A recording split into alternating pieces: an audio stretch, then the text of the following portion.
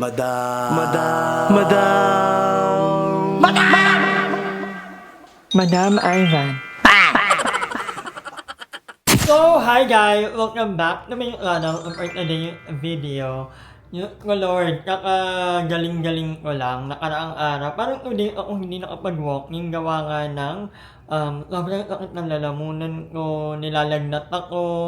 Hindi ko alam kung dahil ba sobrang lamig ng panahon, tapos biglang magpapaanak. Hindi ko alam kung bakit yung lalamunan ko. Parang may something. Kaya sabi ko, bawal na talaga akong umubo pag hindi hinuhugasan ang kutsara. Galing. Hindi ko alam kung ano nangyari sa akin. Medyo sensitive ngayon yung lalamunan ko, napansin ko. Kahit yung kahit itong gamot ko, hindi ko alam, parang di ba kakapa-cleaning ko lang nakaraan. Sabi din daw ng dentist, medyo namamaga yung gamot ko. Napansin ko din yun eh. Hindi na talaga, So yun, nandito ako sa bahay ngayon kasi nga, dito ako nag-stay ng 2 araw kasi nga ayokong mahawa ang kapatid ko or sila aye. Kaya sabi ko, dito na lang muna ako kasi nag-uuob din ako. Ito yung gamit ko actually. Nagpapalo ako, nag-iinit ako ng tubig, nilalagyan ko ng asito, nagtataklob ako. So galing ko kay aye actually.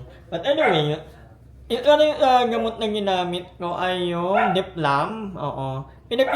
Pinapipilian ko actually Camiluan or Diplam. Pero nanaig ang Diplam. Kasi hindi ko pa ito natatry. So far okay naman effective naman ngayon. Medyo hindi na ako nilagnat. Medyo makakit pa rin ang ulo ko, very very light.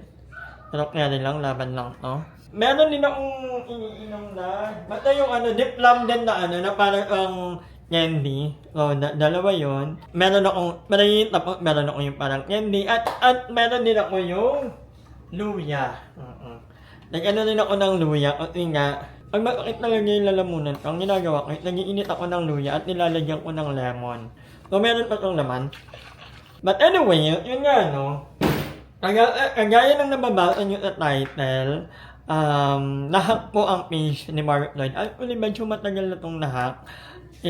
Parang year or 2 years ago, hindi ako sure, pero matagal na. And ngayon, online na naman may mga nagpo-promote na naman ng kung ano-ano sa page ni Maring Lloyd. Kaya naman, nung nakita ko actually kanina, may nag-link ko agad si Tita Lori, si Louie, at ni Jing. So, sabi ko may nagpo-promote mo ulit sa page. Although marami na rin nag-message ni Tita Lori or sabi ko may gumagamit na naman ng account ni Mark Lloyd. So, sabi ko, ano po bang plan nyo? Kung gusto nyo ba, ipamag-report na lang natin or what? After ng ilang na pag-uusap, ipamag-report na nga lang daw. Kasi, actually, tinry na namin yan na ipaayos. Kaya lang, hindi talaga na-retrieve. Actually, nagpatulong na ako sa friend ko na nag-work sa Meta. Kasi dati din, yung page ko actually, hindi na-report, na-hack.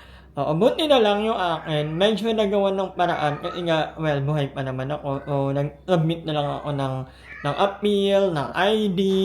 So, yung kay Mark Lloyd, medyo mahirap yung Although, gusto sana namin na ma-retrieve kasi memory yun ni Lloyd. At alam nyo ba na isa ang Facebook page ni Lloyd na pinaka-iniingatan niya dahil nga doon ka nag-imula talaga. Bago pa mag-vlog, gumagawa rin ng mga Facebook meme. Kung naalala nyo yan, yung mga meme niya dati sa Facebook. So, sobrang importante talaga sa kanya yung Kaya lang, ngayon yun nga, na-hack at may gumagamit na iba. So, ipa-report na nga lang. Kasi kaya magamit lang kung ano-anong bagay na ngayon pa nga lang, di ba, ginagamit na kung ano-anong posting. So, baka kasi palitan na yung name. Eventually, pwedeng palitan ang name nun. Maghihintay lang ng ilang araw. But yun nga, sabi ni Ate Jing, ipamag-report na lang daw. So, baka may time kayo, itahin nyo yung page and i-report na natin. Fake profile or kung ano mang pwede nyo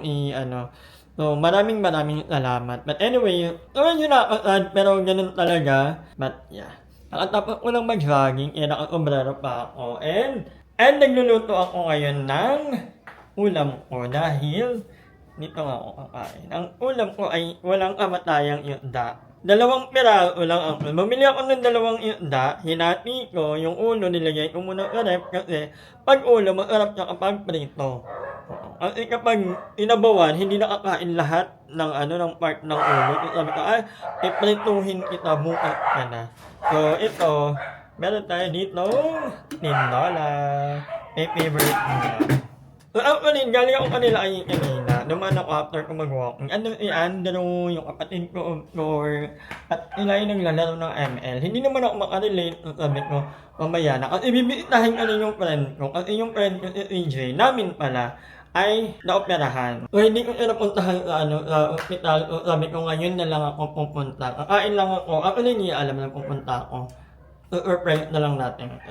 So, kakain lang ako, and then, pupunta ako doon, magdadala ako ng gamot, ay hindi, ng prutas lang. At ipalit na ko ng Manila bukas. So, kain muna ako guys, and later ulit. Sorry! Bakit? Kala ko naman, matitegi level ka na. Ikaw din. Akala ko ikaw din. Hindi talaga. 4 days din. 4 days na muntik mamatay. Hindi lang akong walang Walang ano.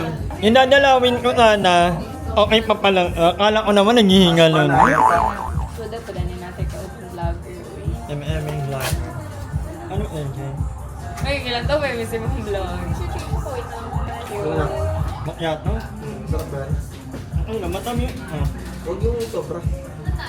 Pwede naman. Ano yung hindi masyadong matami? Hindi naman po sweet. Yung macchiato? Yes po, hindi naman. Yan na lang. Balance naman. Okay. So ayan, dito kami napadpad sa coffee shop. Malapit lang to sa amin actually. Sa may kanto lang. A few moments later. Inong namimilk mo? May namimilk ka on Inday? Si PJ. Bawal mo mamilk. Asawa ko yun. Nauna siya naging sa akin. Oh, no! Akin ang aray. Ang hirap naman nito. Sa akin nauna si PJ, hindi siya sa'yo.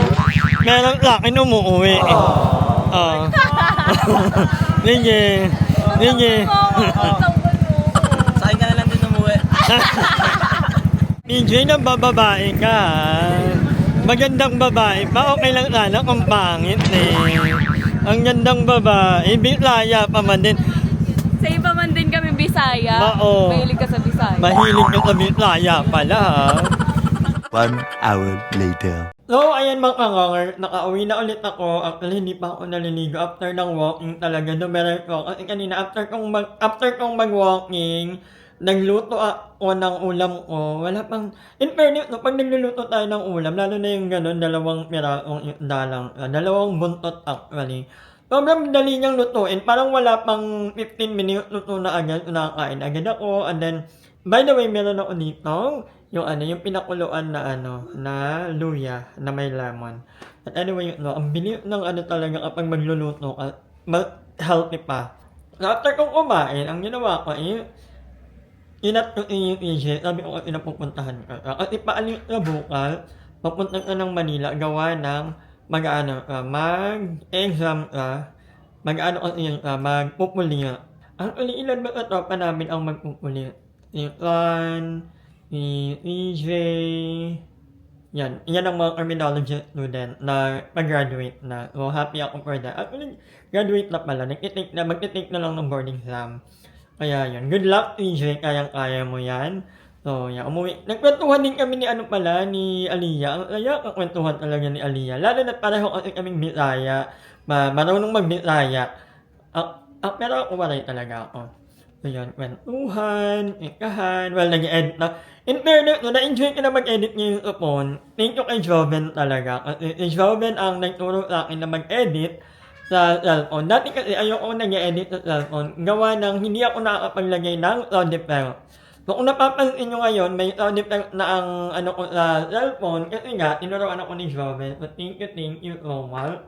And one of the days, nakita nyo naman ni Andrew, may upload na so one of the day, mag-upload na rin ako kasama ni Andrew. Hindi pa ako nakakapag-vlog actually. Kasi lately, kapag pumupunta si Andrew, hindi talaga din ako nag-vlog naman.